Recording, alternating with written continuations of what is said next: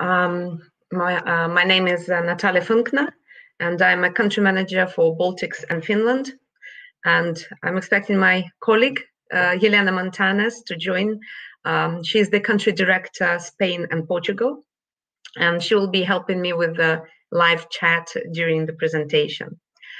So today we will speak about the state of distribution with a specific focus on PC systems.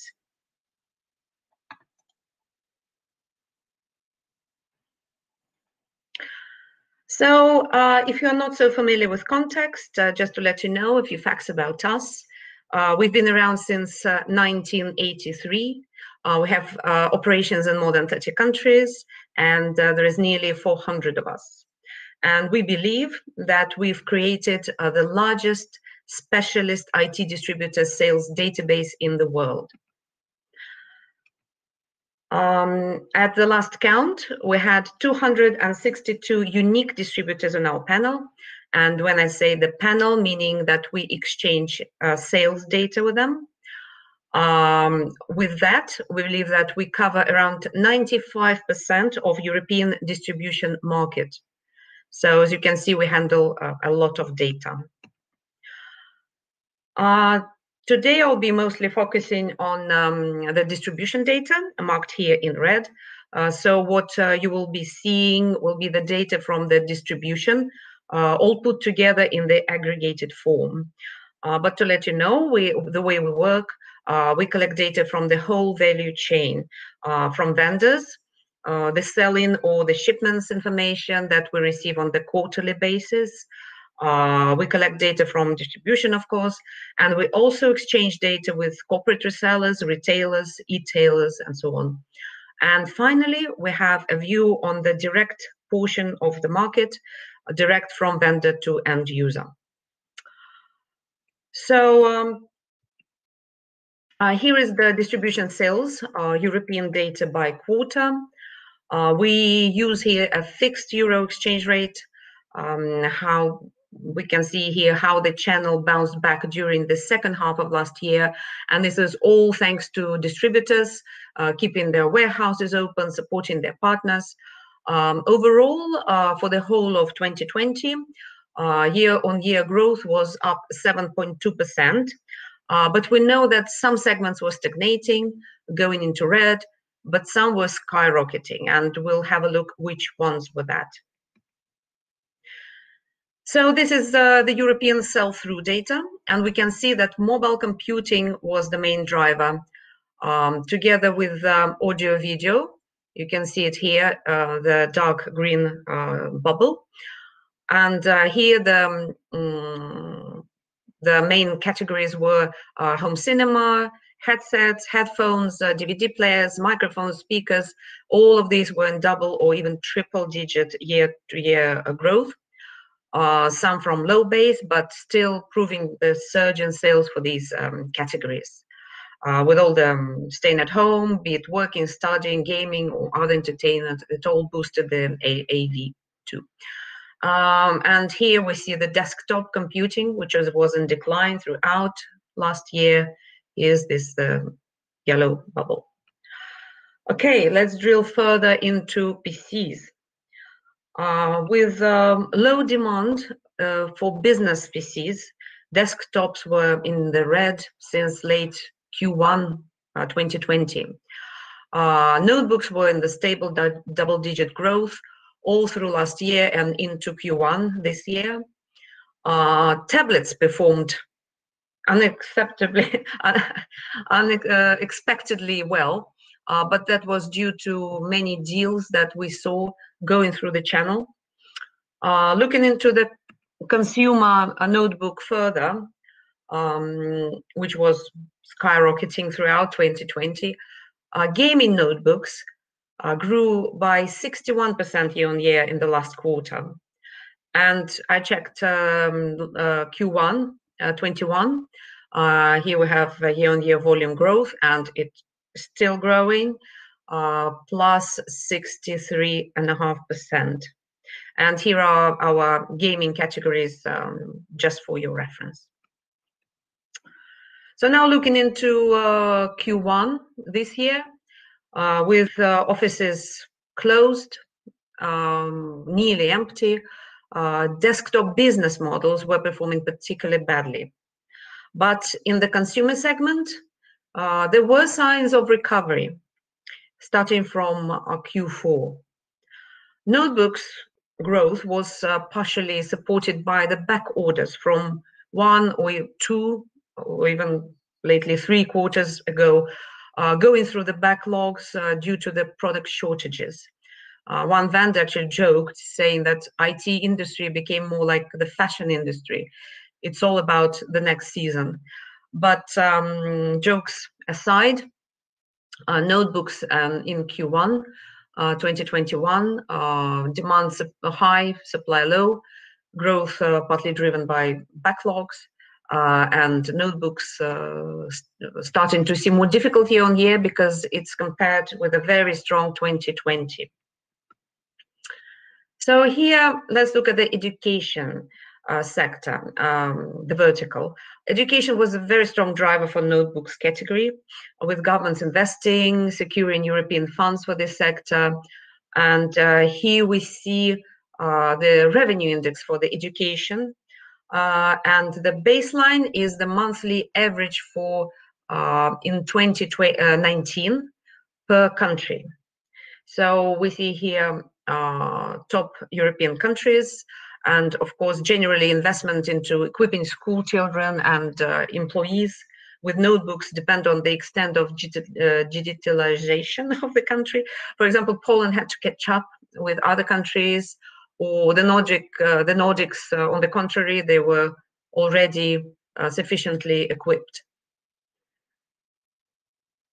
So here are just a very quick look at the specs. And the most popular screen size in notebooks for education specifically was 15.6 inch. And the RAM, 8 gigabyte band, was the main driver for the growth in the education sector.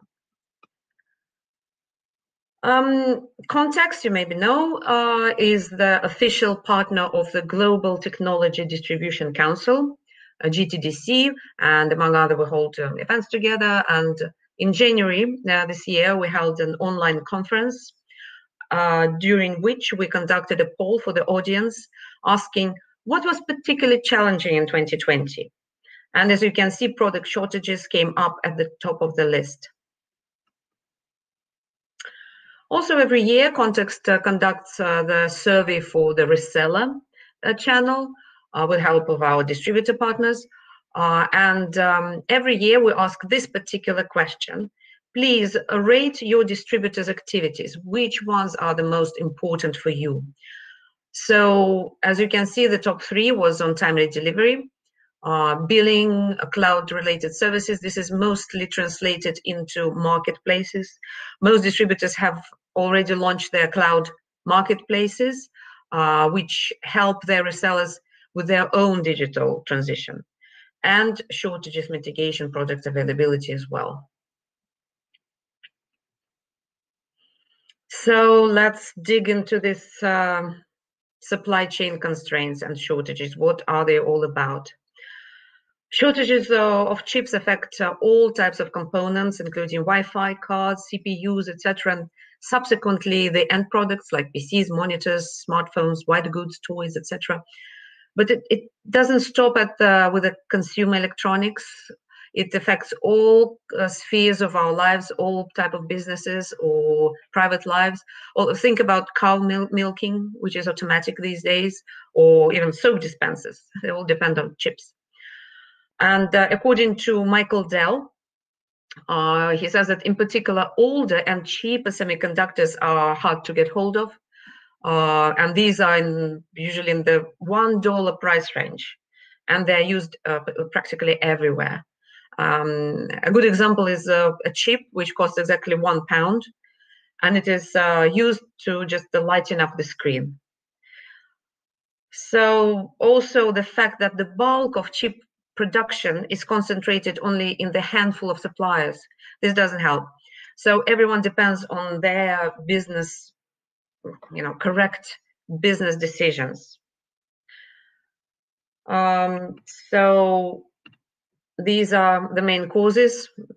There are more maybe causes for production shortages. First of all, in the beginning of pandemic, with all the uncertainty, manufacturers started downscaling production, expecting very low demand. But in the end, they were met at the unexpected demand for all IT products and electronics and toys, games, and included domestic appliances, actually. And we see this in our distribution data. Here's the year-on-year growth.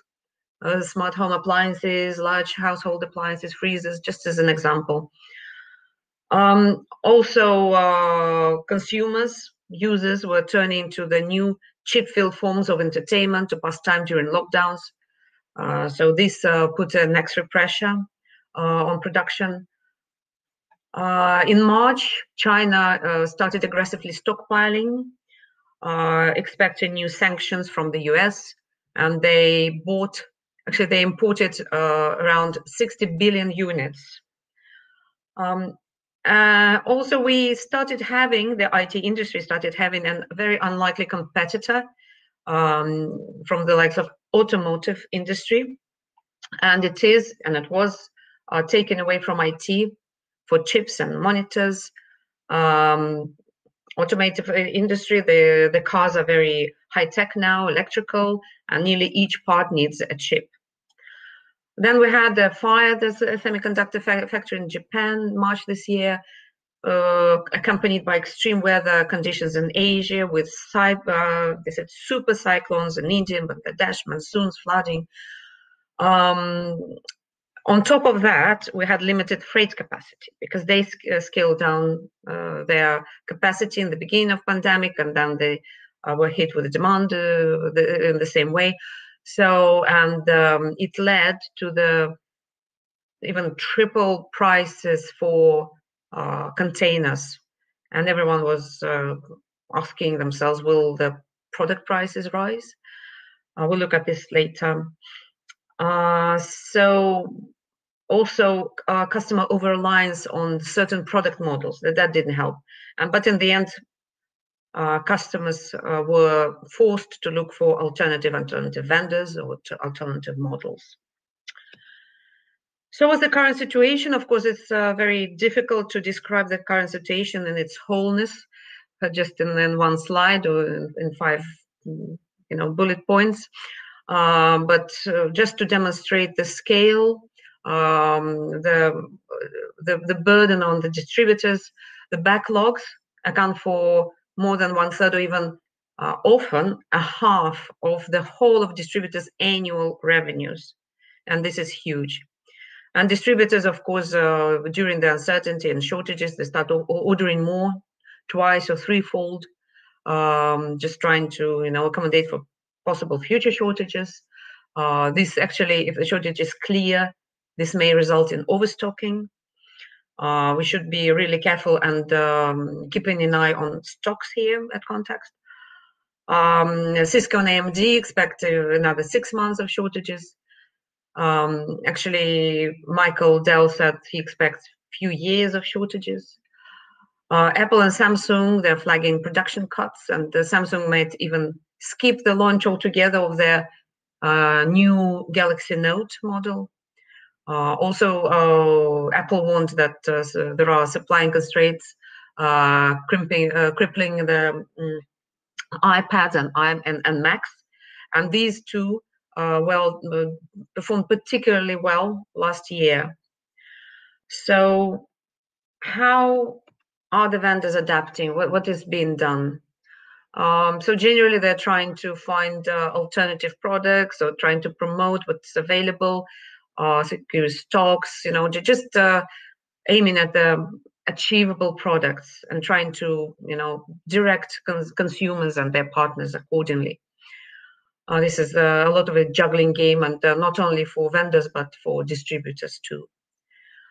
Apple's new iPad and iMac, these colorful, probably consumer or targeted ranges, they were equipped with M1 processor, which really helps to evade all this challenge with semiconductor shortages.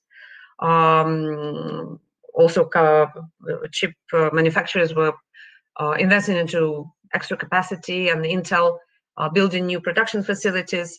But as we know, building a new facility may take up to 2 years, so it's not the immediate effect. Also, just to demonstrate the scale of the hardship that everyone experiencing because of the chip shortages, going back to the automotive industry, Peugeot went old school. They decided to remove digital speedometers. There's a downscaling on their specs, downgrading their specs. A lot of car manufacturers halting production altogether in their plants.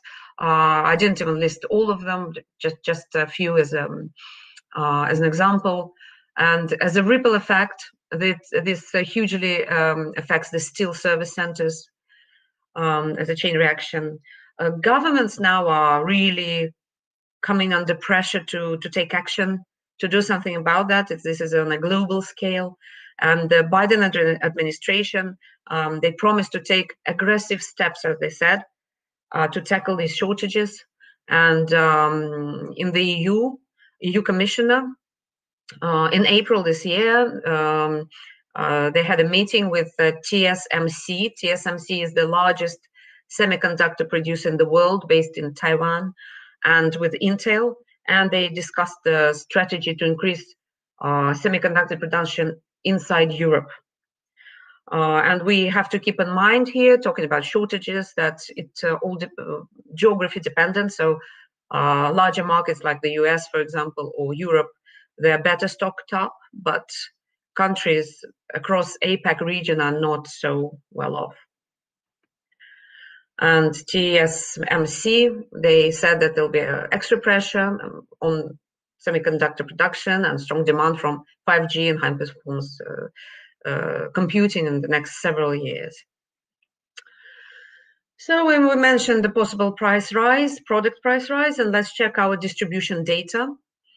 We're talking here about average product price, unlike ASPs, average selling price, because ASPs is cumulative for the whole of the category, and it's not really indicative here.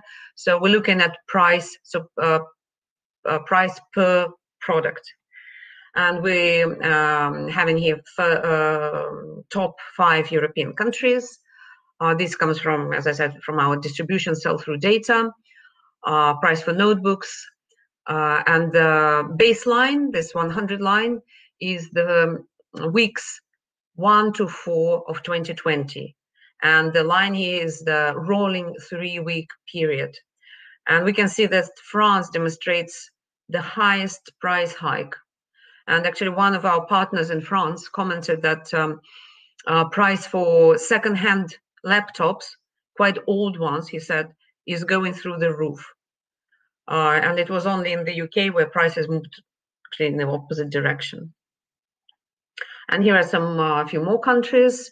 We can see Finland is going up and down across the baseline, but altogether we see generally that the trend is clearly here. Now let's look at the desktops. They're in the same format, and we can see the prices for desktops were going down. But look at France here. They're already they're also ahead of other countries here, price-wise, hanging just above the baseline. And again, other countries, and this clearly demonstrates the trend, the downward trend for desktops.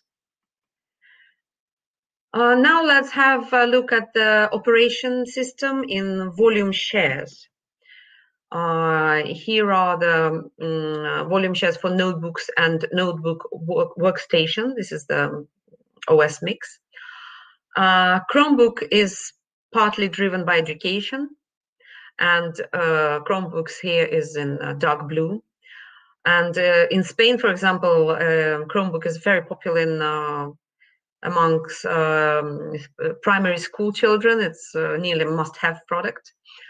Plus vendors, they started targeting the growth trends such as flexible work or looking at budget-conscious SMBs. So traditionally, HP and Lenovo dominate the Chromebook market, but with the boom allowed vendors like Samsung and Acer to carve into the Chromebook zone. Dell is usually also in the top 5, but not in our distribution data, because Samsung doesn't have a big share in the distribution data. So the top vendors in the distribution are Lenovo, HP, Acer, and Asus. And here's the year-on-year growth in Q1 this year for notebooks and notebook workstations. And we can see that Chromebooks growth shows over 200% year-on-year. So I'd like to dip a little bit into enterprise security, because this was the focus of the IT industry in 2021. In the beginning of pandemic, we had the dash for solutions that were needed to support remote working, and some of those were implemented with a rush, because they had to be implemented. There was no choice. But later businesses started going back and reviewing those and realizing that there is a need for additional measures for security control, including authentication and endpoint security. And first, let's look at the business side to demonstrate what businesses, how they are reacting. And this is the CEO of the leading managed service provider, security managed service provider in the Netherlands. And he said that, of course, with all this flexible working and space rental, and they've changed their focus from the office buildings into laptops, so the endpoint security. VMware, they were actually lucky to acquire Black Carbon in 2019, and this led them to become $1 billion security business in 2020. Arrow, last year, they added to their pan-European portfolio a US security vendor. And their vice president stated that with more devices, more endpoints, there is more vulnerability than ever before. Microsoft, this is the general manager UK. He said he saw a huge potential working with partners to gain revenues, and he outlined 3 key areas for that, which was process automation, data analysis, and again, security. So just to demonstrate the scale of the threat, let's look at the whole countries affected by cyber attacks. France is a very good example. Antoine Macron, he announced the funding of 1 billion euros, both public and private, to tackle these cyber attacks. Mostly they were focused on hospitals and local authorities, and but in the beginning of 2020, that scaled up to 1 attack per week. Spain is another good example. They had a cyber attack on their state public employment service. They are managing employment benefits, and this was completely paralyzed with laptops not working, and 710 offices had to close. So let's look at our context sell-through distribution data for Q1. Endpoint security and and network security showed a little bit of a dip, but it was picking up at the start of April. Cloud security here grew double-digit, and this could be due to the work from home trend during lockdown, with employers investing in software as a service offerings to ensure that their employees would work remotely safely and their devices stay protected. So to break down this cloud security segment, First tab is comparing with 2020, and the second one is comparing with 19. We see that data loss prevention grew triple-digit, and control management is still growing really, really strongly.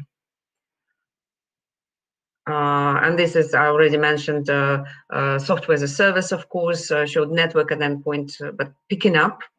And of course, the rise of control management. And this is a year-long shift to mass remote working in the region, and corporate investment and infrastructure and platform as a service too. So looking at enterprise security, I took Italy as an example. I think a very good example. They were faced with this pandemic, the first European country that was faced with that, and we see that businesses reacted very quickly straight in Q1.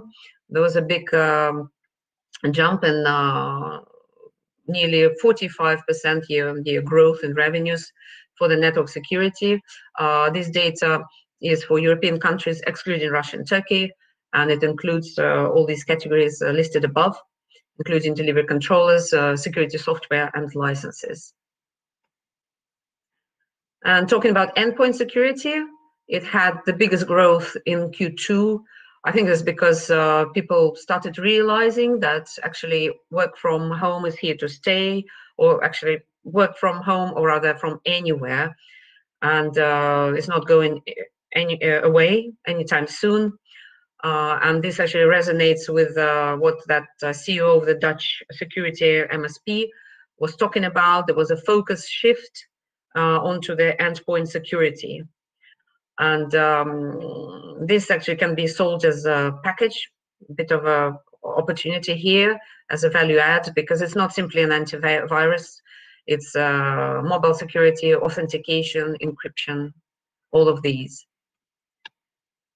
Okay, so let's look at the forecasting. What do we expect for the channel in 2021?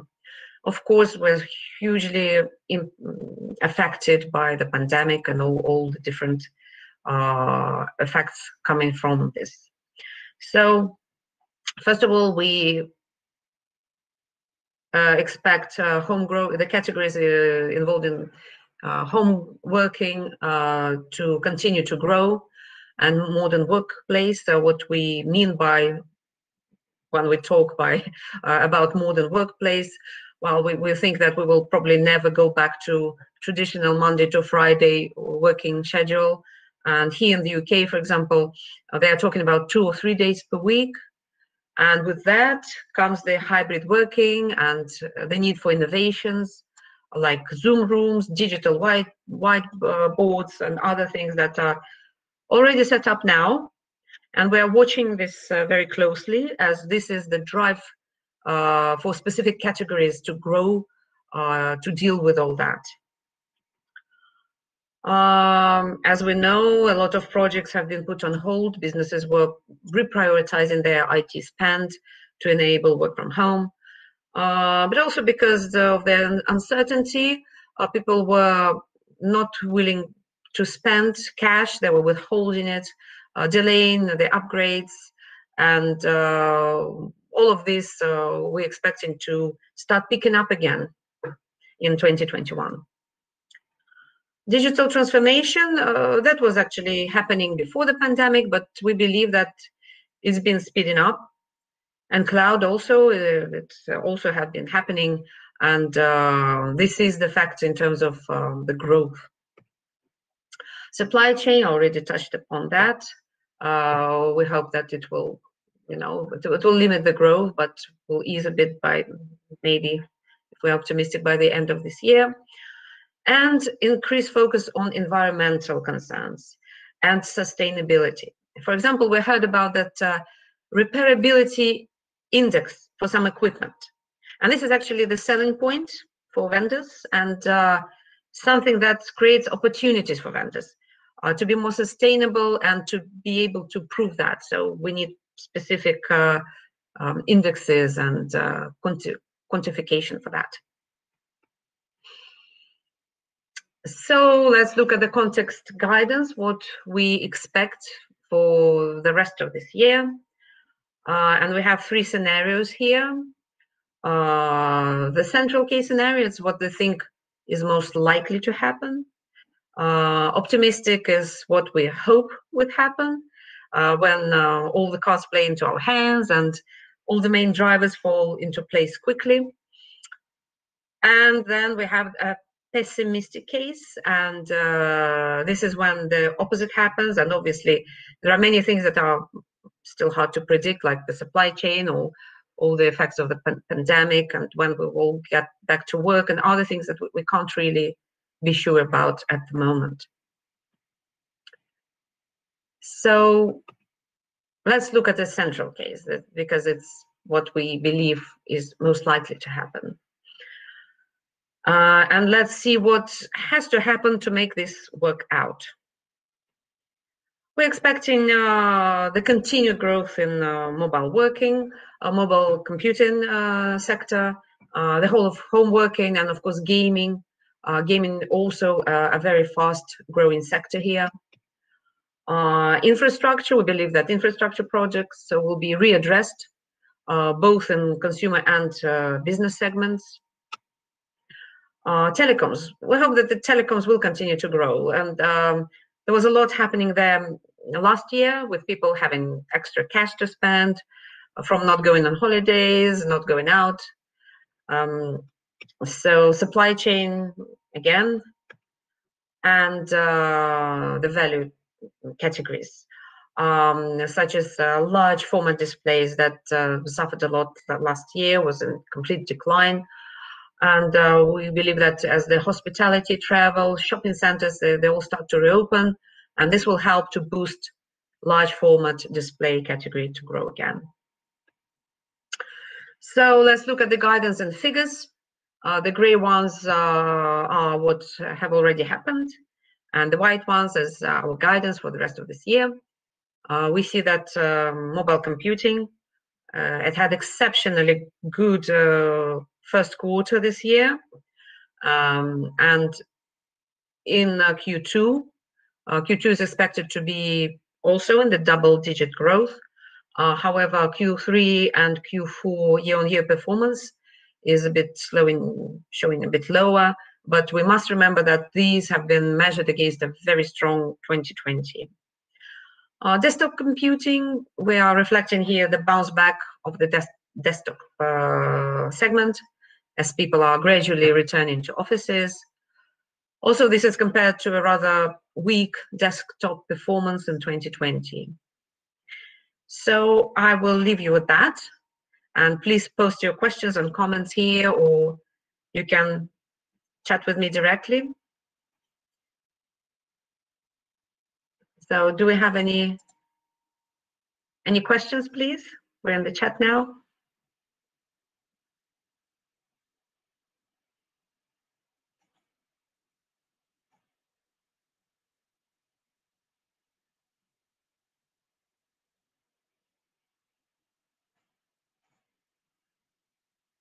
Ah, thank you, Mikhail. Thank you. If you want to find out something specific, please you can find my profile on the here. Oh, thank you, Elena. Thank you for supporting me. This is, as I said, my colleague. She's the country director for Spain and Portugal, Elena Montanas. Thank you, Elena. So yes, please find me through the platform, through the event platform, if you have any specific questions, or if you want to link in with me on LinkedIn, please do so for further communication. So I think if we have no other questions, we can wrap this session up. Thank you all for joining.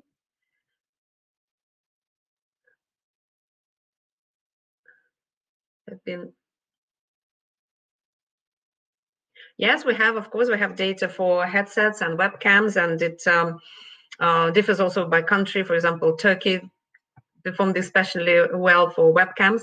Actually, webcams, we saw a boom, and last year distributors were stocking up for that, and lately we saw quite a low demand for webcams.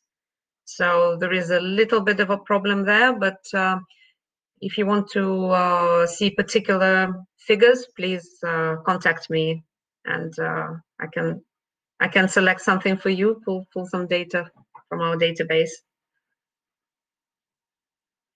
Not a problem, Steve. Thank you for joining. So I will wrap this up, and thank you, Aurimas. Thank you. So yeah, do link in with me, and have a great event, and have a great rest of the day. Bye-bye all.